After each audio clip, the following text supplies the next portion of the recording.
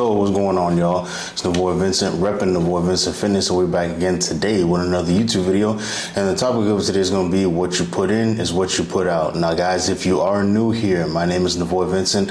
I am a online coach. I'm actually from South Florida, Fort Lauderdale specifically, but I actually live in Germany. If you are interested in coaching, my website is www.navoyvincentfitness.com.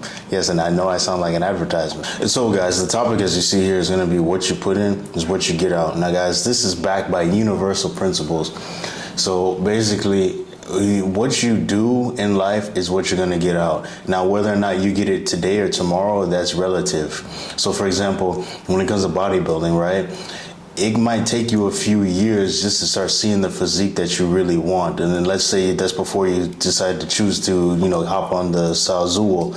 But it's going to take you some time, guys. And it all matters. Everything, every single meal, every cardio, every workout, the amount of sleep you get, it all matters. Everything that you put in is really what you get out. Now, obviously, you're going to have the detractors that say, well, your genetics and your yeah, I understand. Or, when you work out a certain way, you have reps in reserve and all that science crap. Yeah, I know. But a lot of the times, guys, people use it as a coping mechanism. What they do is they say, well, you can't grow a certain amount because, if you work out too hard, you can risk injury. Now, guys, that's kind of dumb because obviously, you don't want to overtrain, but I'm not saying to go to the gym and overtrain just based off what I'm saying. But what I'm saying is, for the most part, as long as you're natural, you can work out really, really hard, and you have less of a chance of injury because your muscle growth or your muscle strength is at a cap, so to say. So let's say you're enhanced. You're able to be a lot stronger than what your joints naturally can handle. So if you are enhanced, you're going to have to slowly build up the strength. So then your joints get accustomed to all this extra muscle mass that you're carrying. And on top of that, the dumbbells or the machine or whatever that you're carrying as well. So by that logic, when you're natty, you can actually work out much harder than someone who's enhanced because your risk of injury is lower. Now, obviously, form aside, this is in this, so to say, this is when both participants are actually doing the exercises with good form.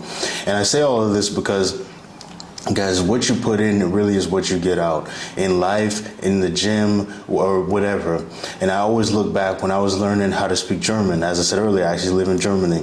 Guys, what I would do is I would make sure every day I would do about an hour of Rosetta Stone before I actually went to the gym. It was kind of like, okay, I'm not allowed to go to the gym unless I do Rosetta Stone for about an hour. And what I noticed was when I did start actually taking formal classes when I was in university, I actually knew a lot more than what I expected. The problem with Rosetta Stone was it doesn't explain to you why. I just kind of knew. It's like if you were to ask me certain things in English, I wouldn't know how to explain it to you. It's just I know, okay, that's just how you say it. And I was putting a lot more into it, so I was able to get a lot more out of it. So especially living here, especially in the beginning, my speaking wasn't that good because obviously you don't practice as much when you're over, in the US. But my understanding of the language is actually pretty good. Even now, at my job, I only really speak in German, and I usually only listen to people in German.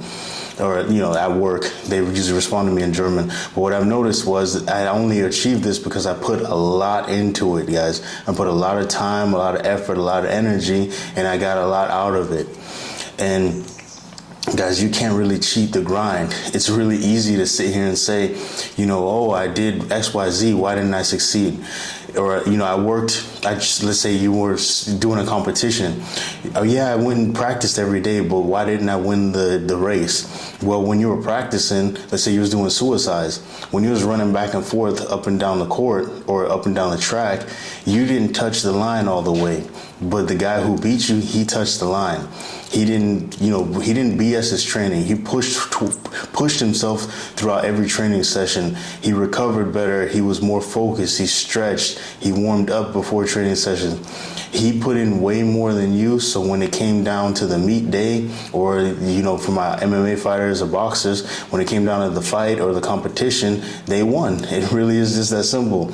With bodybuilding, it's the same way. Now, obviously, genetics aside, someone like an Andrew Jack, he can probably beat a someone like a Nick Walker when everything's equal. But for the most part, you look at someone like Hunter Labrada. I mean, if you ever look at his videos on YouTube, his diet is not that good. And when you look at him on stage, you can see it in his conditioning. The reason why he looks like that is because he doesn't really eat like a standard, chicken, broccoli, and rice diet. That if your fish and macro stuff works for weight loss, but to get that real crispness in the physique, to get that real defined look, you're gonna have to sacrifice the taste. You're gonna have to sacrifice the salt, the sugar, in order to really get diced and look peeled on stage.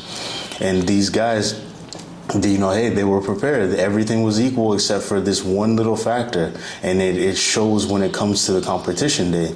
You look at someone like Bumstead, guys. This guy, if you ever, I watched his YouTube videos. His dude's eating tilapia with a little bit of maybe mustard with no sugarless mustard. This diet it looks awful, but this is why the guy keeps winning. He's willing to put in a lot more than the other guys in order to succeed. He's willing to sacrifice way more fun, way more of his mental health. I mean, some of these videos, this guy's suffering for basically 12 weeks. He's suffering before that competition, but when it's show day, he dominates. And this is what you guys really got to understand, man. The only way you're going to really succeed in life, you got to put in a lot of work. You might not get it immediately, but because you were prepared, you will get it in the future. So yeah, that's all I got to say today, guys. Make sure to like, subscribe, leave a comment, and as we always say here, make sure to control the negative, focus on the positive. It's your boy Navoy, repping Navoy Vincent Fitness. I'm out.